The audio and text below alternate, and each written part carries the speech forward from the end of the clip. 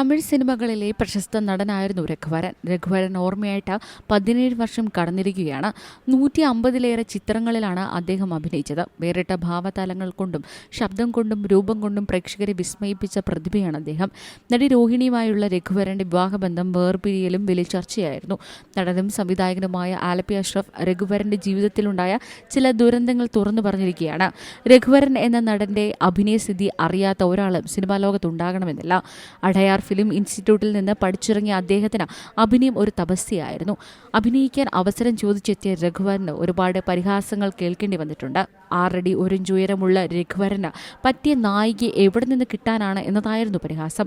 പണത്തിന് വേണ്ടി അല്ലായിരുന്നു സിനിമയിലെത്തിയതെന്ന് രഘുവരൻ മുൻപ് പറഞ്ഞിട്ടുണ്ട്. കക്ക എന്ന ചിത്രത്തിൽ നടി രോഹിണിയുടെ ജോഡിയായും അദ്ദേഹം അഭിനയിച്ചിരുന്നു. രഘുവരൻ ചെന്നൈ കിങ്സ് എന്ന നാടക കമ്പനിയിൽ ചേർന്നിരുന്നു. അന്ന് കമ്പനിയിൽ തമിഴിലെ പ്രശസ്ത നടൻ നാസറും അഭിനയിക്കുന്നുണ്ടായിരുന്നു. 3 വർഷത്തോളം രഘുവരൻ നാടക കമ്പനിയിൽ പ്രവർത്തിച്ചു. പിന്നീട് അദ്ദേഹത്തിന് തമിഴ് സിനിമയിൽ മോശമല്ലാത്ത വേഷങ്ങൾ ലഭിച്ചു തുടങ്ങി. പിന്നീട് അദ്ദേഹം കൂടുതൽ തിളങ്ങിയത് വില്ലൻ വേഷ്യങ്ങളിൽ അഭിനയിച്ചു തുടങ്ങിയപ്പോഴാണ്. രജനീകാന്തിന് അദ്ദേഹത്തോട് സ്നേഹവും അടുപ്പവും ഉണ്ടായിരുന്നു. അദ്ദേഹത്തിന്റെ പല സിനിമകളിലും രഘുവരനായിരുന്നു വില്ലൻ. എന്നാൽ കമൽഹാസൻ ചിത്രങ്ങളിൽ നിന്ന് അദ്ദേഹത്തെ അകറ്റി നിർത്തുകയാണ് ചെയ്തത്.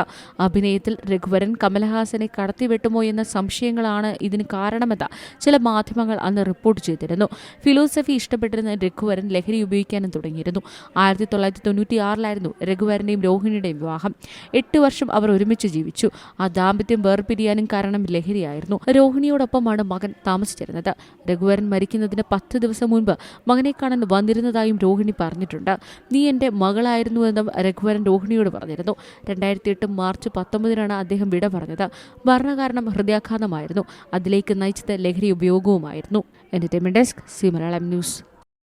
ഏറ്റവും പുതിയ വാർത്തകളും വിശേഷങ്ങളും വിരൽ തുമ്പിലറിയാൻ സി മലയാളം ന്യൂസ് എല്ലാ ഡിജിറ്റൽ പ്ലാറ്റ്ഫോമുകളിലും ലഭ്യം.